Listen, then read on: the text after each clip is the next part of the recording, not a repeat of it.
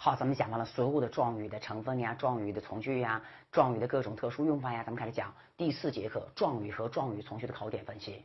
对，状语和状语从句有什么考点分析呢？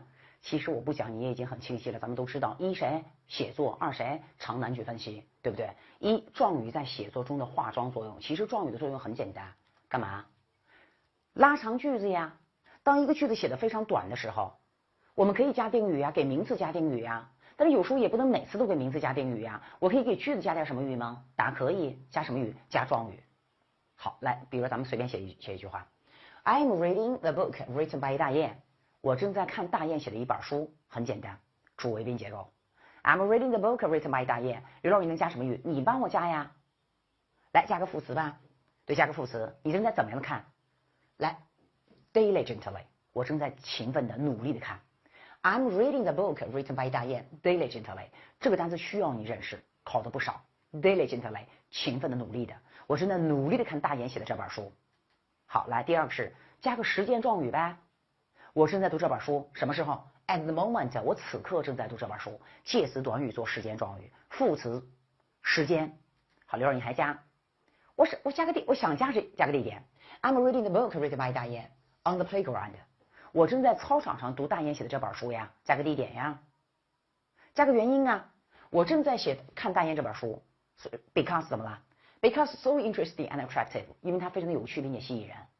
咱们这个语法才能运输足够的有趣和吸引人了，已经是对不对？来，再，加个什么？加个让步呀。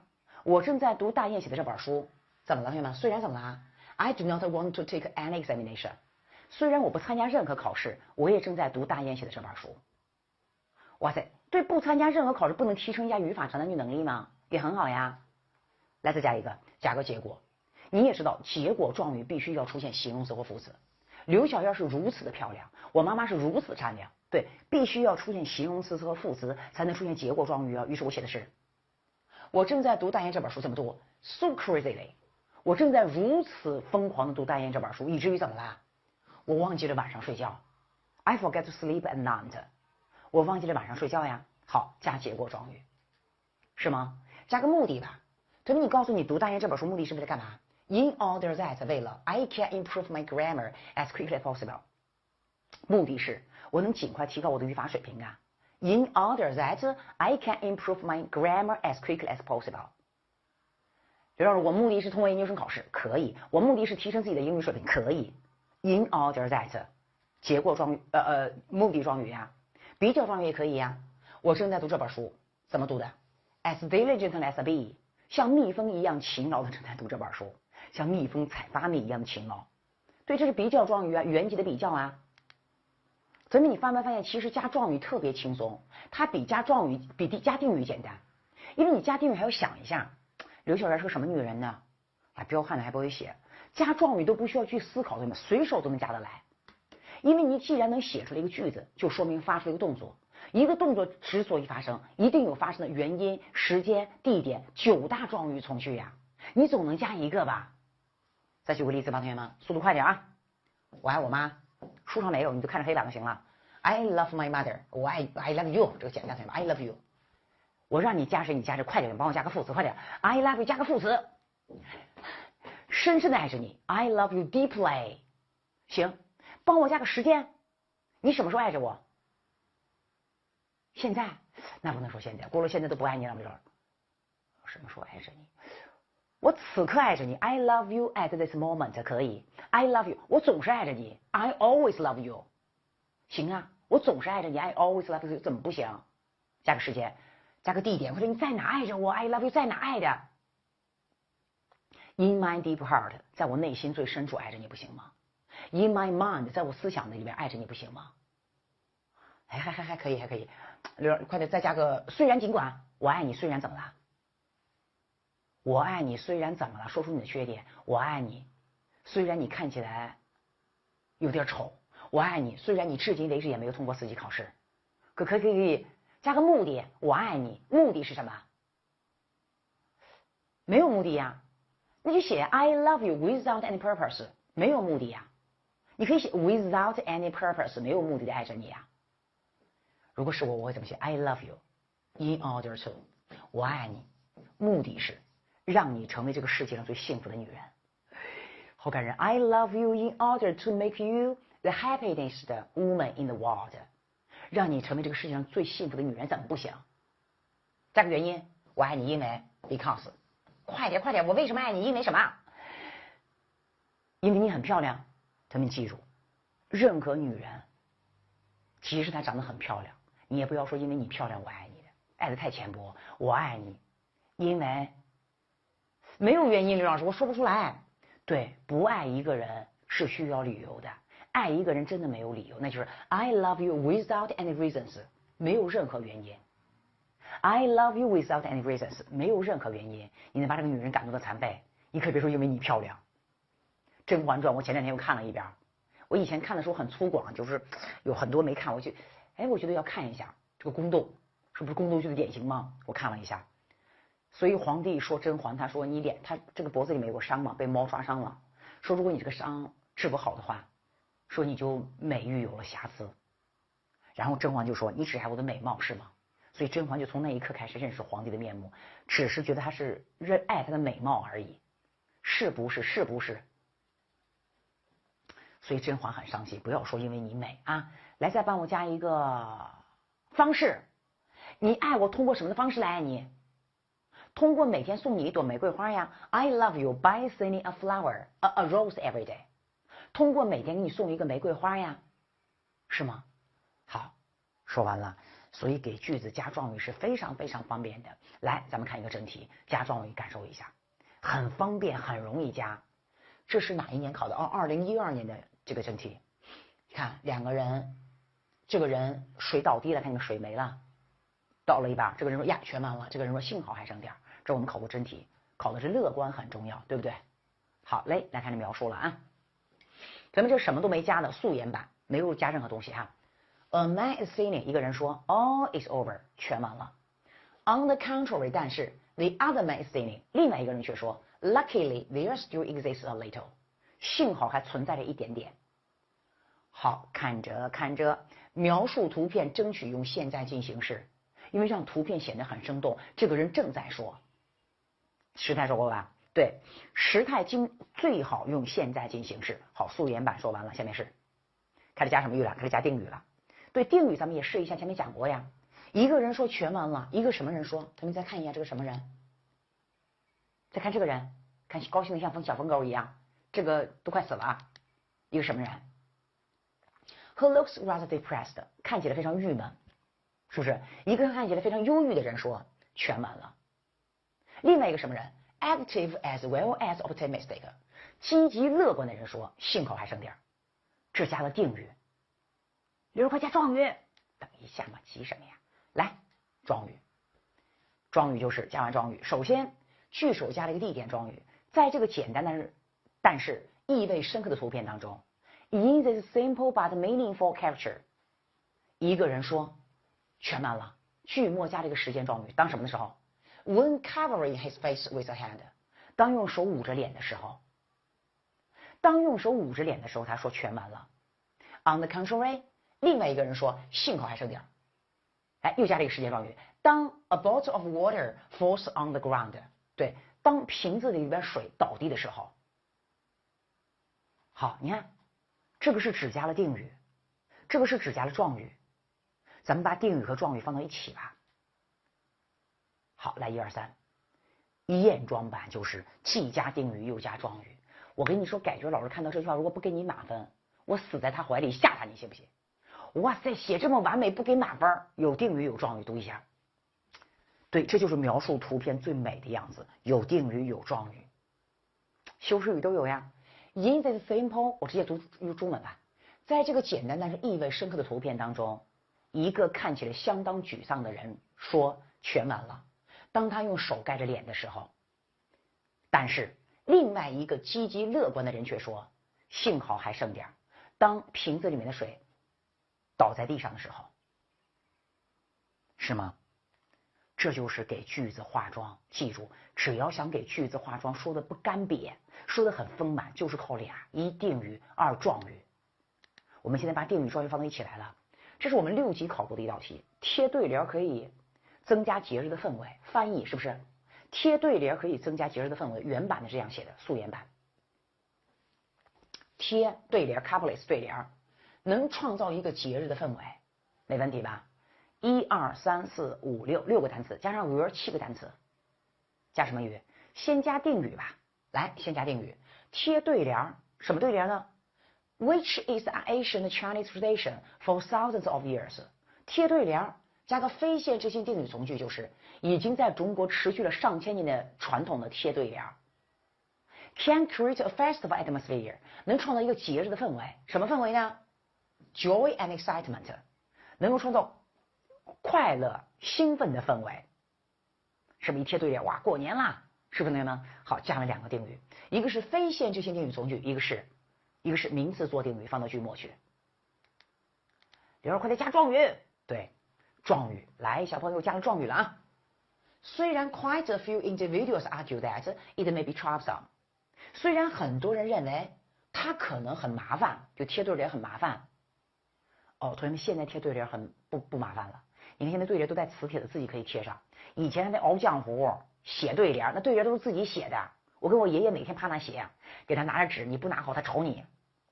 虽然很多人认为贴对联可能很麻烦，好，让步状语从句。好，贴对联能创造一个节日的氛围。什么时候？When almost all the Chinese are gathering with their families。当几乎所有的中国人都和他们的家人聚会的时候，或者和他们朋友在家里面聚会的时候，连到一起就是，虽然很多人可能认为贴对联很麻烦，状语提前，但是当中国人和他们家人或朋友在家里面聚会的时候，贴对联能够增加节日的氛围。好，加了定语，加了状语。好，这是加的是状语，刚才是定语。那把定语和状语放到一起吧，验装版的就是。哇塞，同学们，这是在表演节目，你的作文这一句话可不能写这么长呀，3句话搞定了一篇作文呀，对不对？那刘老师，我前面 although 不加了，可以。那刘老师后面这个when我不加了，写的太长了。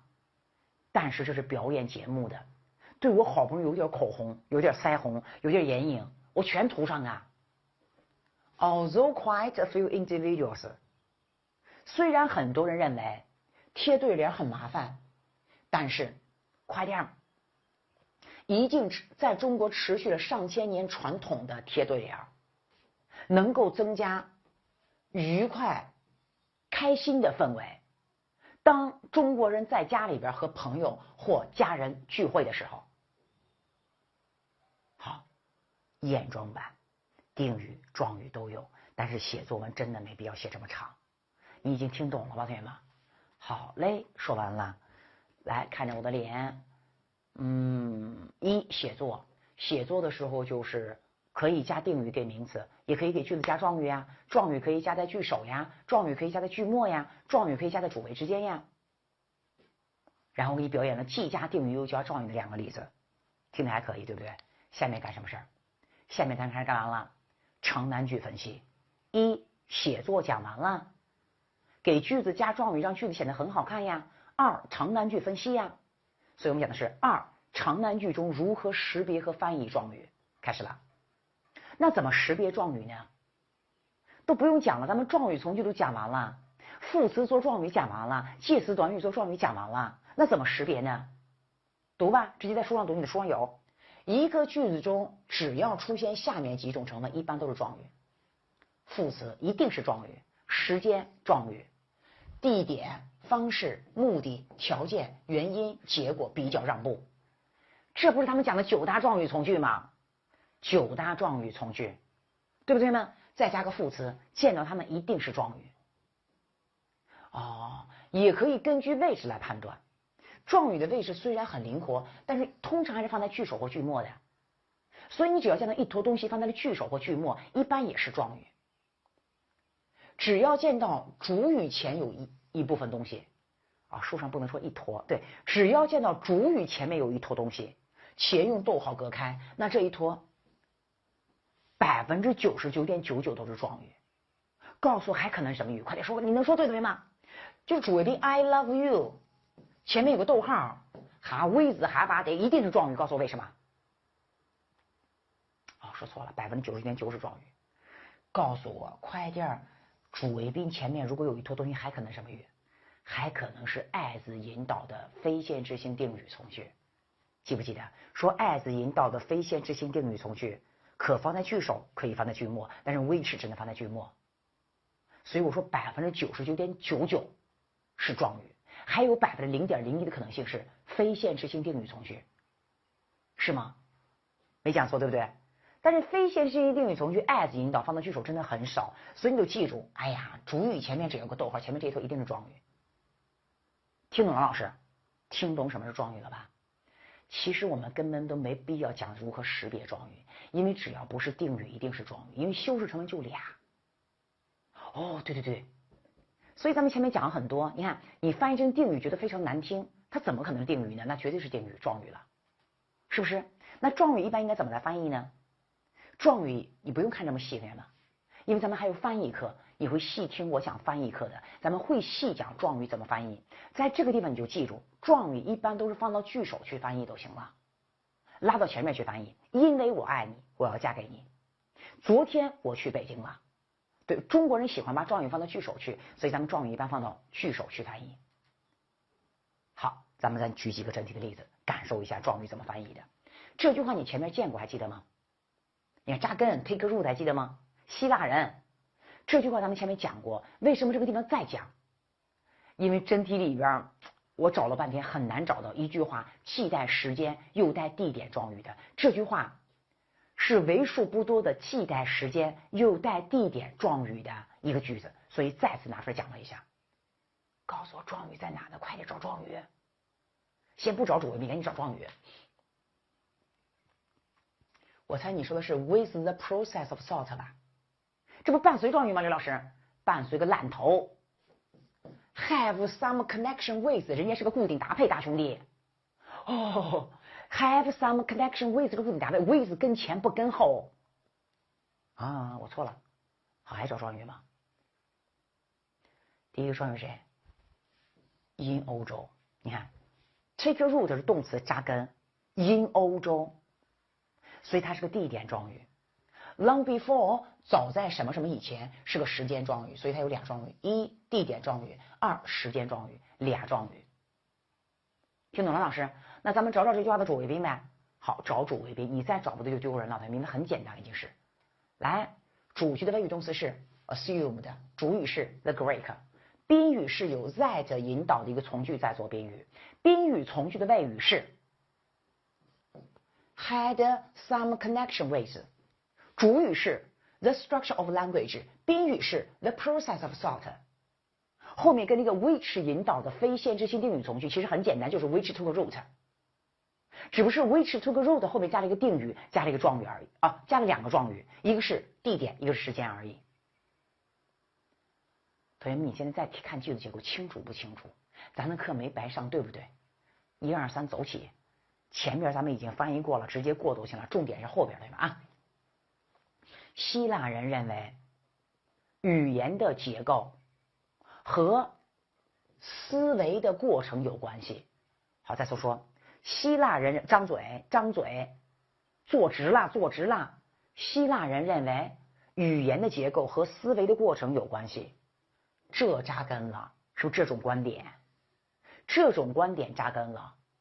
In Europe 状语放到句首，也可以放到那句话的主谓之间，那就是在欧洲这种观点扎根了。对呀，我要把 in Europe 翻译到句子前面去呀，你不能翻译到整个希腊人前面去啊。状语就翻译在离他最近的那句话的前面，你别搞到这个地方去了呀。所以翻译到 which 前面呀，在欧洲这种观点扎根了。什么时候扎的？早在什么什么以前 long before， 早在人们意识到 how diverse language could be， 早在人们意识到语言的多样性之前。好，有两个状语都提到主语前面去，1、2、3提到 which 前面啊。早在人们意识到语言的多样性之前，这种观点在欧洲就扎根了。讲完了。早在人们意识到语言的多样性之前，这种观点在欧洲就扎根了。好，状语提前，这就要有两个状语。好，第二个是，这道题有难度，同学们，这道题还是相当有难度的，别生气，咱们先上来干第一件事儿，先找找状语在哪吧。先不讲课了，先找找状语在什么地方。你找完状语，我再找主谓宾啊。没有状语，说明这个例子举的不对呗。状语都没有，你举这个例子干嘛呢？谁？状语在哪呢？快点，可以了吗 ？In the same reasoned, orderly, systematic, and dispassionate manner. In 点点点 manner 以什么什么的方式，这是个方式状语。哦，太长了，刘老师，我还没看完呢。没关系，我先告诉你，知道也行啊。我讲完你再复习一下呀。好，这句话的主句的谓语动词是，速度快点 ，is。主句的谓语动词是 is， 主语是 social science， 谓语是 is， 表语是 that branch， 那个 that branch 主系表。of 定语已经开始了，同学们讲到这道题咱先不说了。分析长难句第一步找谁？主句的谓语动词。第二步找谁？找连词。第三步找谁？找定语。找名词后面那一坨，到句末结束。对，找定语。这节课咱们讲了状语，告诉我分析长难句第四步找谁？找状语。其实定语和状语可以一起找，对吗，同学们？好，再翻一遍。分析长难句4步走正式讲完了。第一步，主句的谓语动词；第二步，连词；第三步，定语；第四步，状语。你要基础好，4步可以同时进行；基础不好，咱们分成2步来进行。对，主句的谓语动词和连词可以一起找，定语和状语可以一起找。好，定语从 of 开始，知道了，从 of 开始，那到哪结束吗？到哪结束？快点，到哪结束？这有个连词，睁开眼，这是个连词吗 ？Humans and their endeavors， 这显然 and 在并列2个名词，大兄弟，睁开眼。那它后面是状语了，肯定到这结束了。好，定语到这结束了。来，1、2、3，主系表结构，后面跟了一个定语，从 of 到 endeavor 结束。后面跟句末跟了一个方式状语，按理说到 manner 你都结束呗，它后面又有一坨嘛，刘老师。manner 方式什么的方式呢？方式是个名词，后面跟个在的，大声说定语从句。所以这个状语里边还有一个 that 引导的定语从句，因为状语从句的最后一个词是个名词，所以它后面跟了一个定语。什么的方式呢？ Natural scientists used for the study of natural phenomena 的方式。来，1、2、3，再重说。这句话是一个主系表结构，表语是个名词 branch， 所以后面跟了一个定语，句末又跟了一个状语，状语的结尾又跟了一个 that 引导的定语从句。好，结构懂了，现在开始翻译了，走吧。社会科学是一个分支 ，that branch 那个分支，咱们就翻成一个分支吧。社会科学是一个分支，什么的一个分支呢？Intellectual 认识，知识 inquiry 你可能不认识，他妹妹你可认识了 inquire， 这是词汇版讲的，问到里边去了，打听询问，对吗，同学们？但这个翻成知识打听好难听啊，社会科学是知识打听的一个分支呀，知识打听，同学们什么叫知识打听？就像我以前的梦想是做一名歌星，我就经常打听那个歌怎么唱。那个一怎么唱，拉个横线怎么唱，点个点怎么唱 ，intellectual inquiry， 我经常打听，搞得在研究一样。对，你看打听询问是比较浅层次的，当你打听和询问的更深入，不就是研究了吗？所以此处 inquiry 翻成研究。对 ，inquiry 和 inquire 是同一个单词 ，enquire 和 inquire 是一个单词，一个英式英语，一个美式英语，管它哪个是的。好，知识研究，来连到一块就是社会科学是知识研究的一个分支，你就结束呗。咱后边还加一个定语，什么的知识研究呢？你看还加个定语的，这定语1到这结束了，定语2从 which 开始了。好，这个分支试图 seek to do something， 不要翻译成寻找做某事，是不是？我说我也是第一次做母亲，我寻找着做一个好母亲。那不就试图做某事吗？我寻找着去挖掘宝藏，那不就试图吗？所以 seek to do something 试图做某事。好，1、2、3，走吧。这个分支因为 which 比较长，你看我选择了后置，对，这个分支试图去研究人类和他们的 endeavors 行为。endeavor 可以翻译行为，可以翻译成努力。连到一起就是走，先翻译前面急什么呀？走，社会科学是知识研究的一个分支，这个分支试图去研究人类和他们的行为。好，状语上怎么样的研究呢？以同样的 reason 的理性的 reason 当动词讲是这个推理 reason 的字面的推理的方式，就什么就一步一步推理，是不是很理性？所以 reason 的是理性的，以同样的理性的 orderly 有序的系统的 dispassion 的 passion 激情的 dispassion 没有激情的是什么样的方式？冷静的。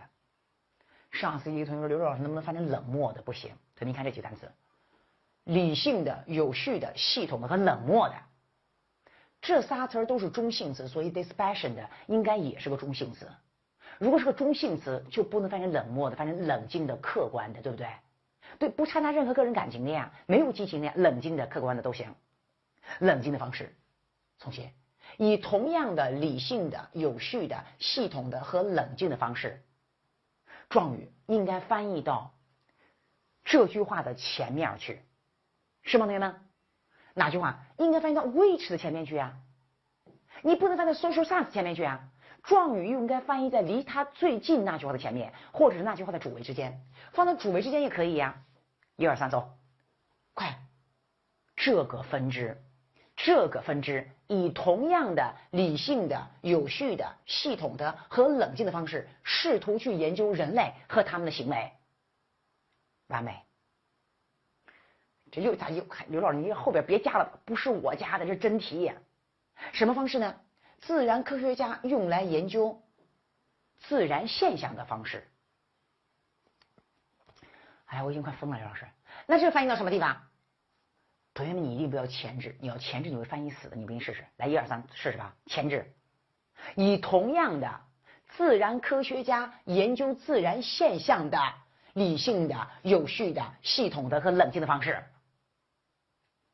你要把这个定语从句翻译在 manner 的前面去，因为 manner 前面还有定语 ，manner 后面也有定语，这个定语是不可能再前置的，因为它前面已经很多定语啦，所以这个 that 一定是后置的。1、2、3，后置来，这种方式就是对后置呀，你看这种方式就是自然科学家用来研究自然现象的方式。俩方式不好听，来去掉一个方式，这种方式是自然科学家用来研究自然现象的啊，可以，这种方式是自然科学家用来研究自然现象的，行，你也可以这么翻译啊，这就是自然科学家用来研究自然现象的方式，也可以啊。对，这个地方后置，为什么？因为它前面的定语已经很长了，你再把它前置太多了，所以选择了后置。好，那咱们这句话翻译完就应该很简单了，结构还是很复杂的，走起吧。开始，是慢点来，你别一听可趴到那，哎呀，听不懂了，不听了。我再说一遍，你这一辈子无论做什么事都会碰到难、苦和累。我不听这个语法长难句了，那你背单词呗。你刚开始背个 abandon 很简单呀，你能背到2000个单词以上，你也觉得很难的，因为他背了就忘，忘了就背，背了还忘。那我做真题，你做不对呀。那我不考研了，我考公务员。公务员刚开始很简单，考到后期也很痛苦的。在这公务员考上，就你那不善言谈，碰到什么难都逃跑，领导交给你一个任务逃跑了，一辈子也得不了提升。那我进公司才需要真才实学的。哇塞，你给公司创造不了价值，谁要你呀？才会碰到各种难的。所以同学们，我以后会跟你说，这一辈子你可以为了任何事儿放弃考研，你可以为了任何事儿放弃做一件事儿，但是一定不要因为难而放弃。因为你只要想优秀，你只要想出众，这条路绝对都会碰到难，无论做任何事儿，你放弃呗，一辈子就要放弃，你的名字叫放弃。你不是姓王吗？叫王放弃。你姓李叫李放弃，赶紧改名字，马上去改户口本叫放弃。你能听懂的同学们就跟着我们听，英语语法成的就这么多，是不是同学们？听一个少一个，听一个少一个。我给你举的例子都是至难点的句子，同学们，你把我讲的句子都听得懂，同学们，你再回去看那些真题里面的句子，哇塞，弱势的都不想看。来，迎着敌人的炮火，你就是高尔基笔下的海燕，你的口号是让暴风雨来得更猛烈些吧？是吗，同学们？听过海燕吗？我跟你说，我什么时候想气馁、不想战斗的时候，都看一下海燕那本书，那个文章高尔基写的。当暴风雨来临的时候，海燕如闪电般在乌云中穿梭，海鸟、海鸭、企鹅躲得早都看不到了，他们要么躲到岩石缝里面，要么躲到水里面去，还招着手说：“海燕，别飞了，暴风雨就要来临了，滚！”一群傻鸟，我是海燕，没看见吗？对，你的使命是和暴风雨做斗争，所以你的口号是让暴风雨来得更猛烈些吧。一切打不死我的，都是让我使我变得更强大。对，一切干不掉你的，都会使你变得更强大。把这一个一个困难征服掉以后，你就已经强大到 powerful 到你都想不到的境界，一辈子都不需要学语法长难句，对吗？开始了，开始呀！社会科学是知识研究的一个分支，这个分支状语提前，这个分支以同样的理性的、有序的、系统的和冷静的方式，试图去研究人类和他们的行为。自然科学家也是用这种方式来研究自然现象的，是不是我翻译的更好？自然科学家也是用这种方式来研究自然现象的。你也可以这么翻译，这也是自然科学家用来研究自然现象的方式哟。那个就别写了。好，可以了吧？好，这道题也是个翻译的原题。The behavior sciences have been slow to change。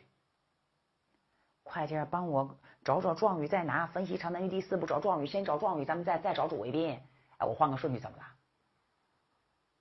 Partly because， 多么明显的原因状语呀！还走，还有一个呢，and partly because， 所以这是有and并列的2个原因状语从句，部分的是因为哈巴得那么黑，部分的还因为哈巴得那么黑。那这都是状语，这老师对，主句就很明显了，走吧。谓语是 have been， 主语是 the behavior sciences， 表语是 slow to change， 主系表结构，句末跟了 and 并列的2个原因状语从句，简单了吧？来吧，翻译吧，先翻译句子主干。行为科学 have been slow to change， 行为科学正在缓慢的变化。亲即是变化呀，他们行为科学在变化，咱们中国人说科学在变化还是科学在发展？对了，所以这个地方的变化翻译成发展，因为咱们中国人从来不说科学变化。重新来，1、2、3，行为科学正在缓慢的发展，行为科学正在缓慢的发展，部分的是因为哈巴得，好翻译哈巴得。来读这个从句，一直读到这个地方结束。对，这是第一个状语从句。The explanatory items often seem to be directly observed。谓语很简单 ，seem to be， 没必要找谓语，很简单，走吧。部分的是因为什么？解释的条款 ，item 条款。当然 item 也可能不翻译成条款 ，item 的意思太多了，是吧，同学们？我先翻译成条款吧，因为这个单词当条款翻译的最多。部分的是因为解释的条款，好难听啊，解释条款，先翻译吧。解释的条款好像经常能够直接的被观察到。哇塞，解释的条款能够直接的被观察到。解释条款先放到这，来走。部分的是因为其他种类的解释 have been hard to find， 很难被发现。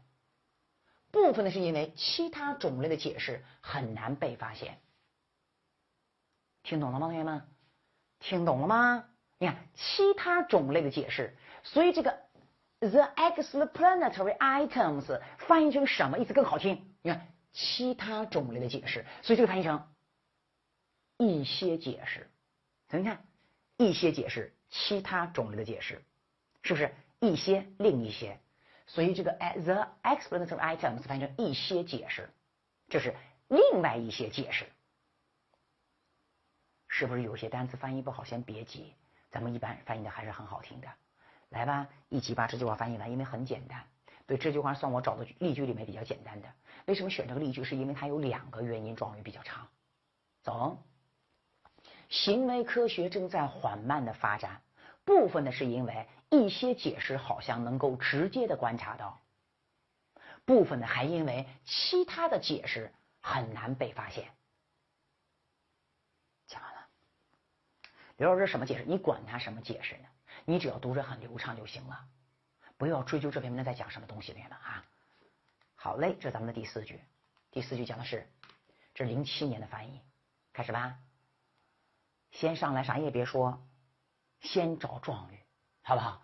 找完状语咱们再说话呗，没有了就算了，说明我这道题讲的不对呗。先找状语，再找主谓宾，再找连词，再找定语，倒着找。第一个状语很简单 ，traditional 副词做状语，它本来就在句首了，就不说了，肯定一会儿就翻译在句首呀。传统上来说，还有状语吗 ？view 是个动词，它后面有个是 in such institutions， 看见了吗 ？in such institutions， 在这些机构中 ，institution 机构，地点状语。view 是个动词，它后面不可能是定语的呀，它一定是状语啊。所以找到俩状语，一个是 traditional， 一个是 in such institutions。告诉我还有状语吗？没有了。好嘞，告诉我主句的谓语动词是谁？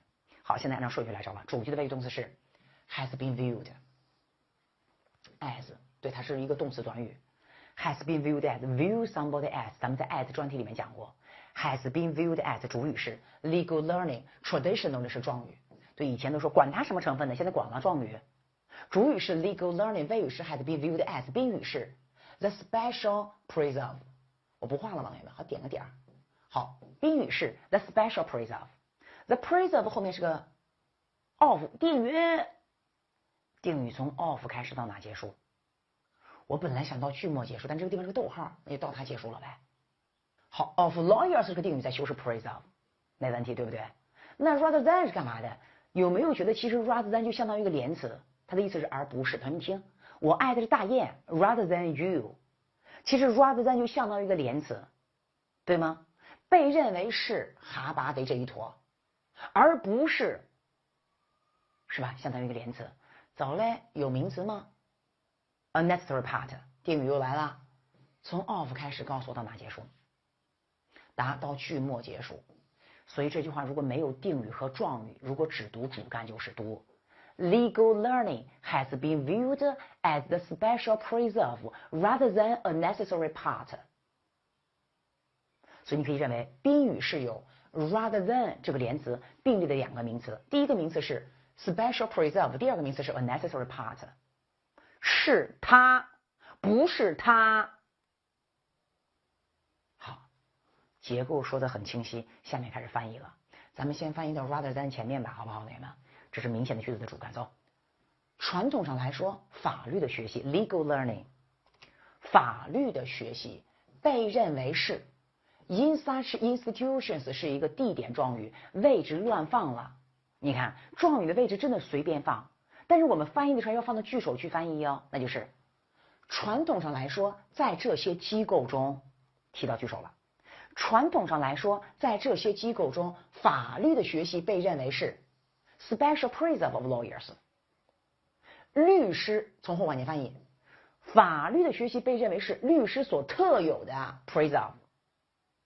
哎 ，preserve 不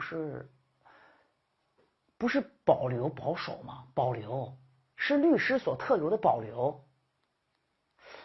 肯定不对。法律的学习被认为是律师所特有的什么？保留不对，先把这句话翻译完，咱们一会儿来猜 preserve 什么意思，好不好，同学们？它肯定不是保留这个地方，怎么法律的学习是律师所特有的保留呢？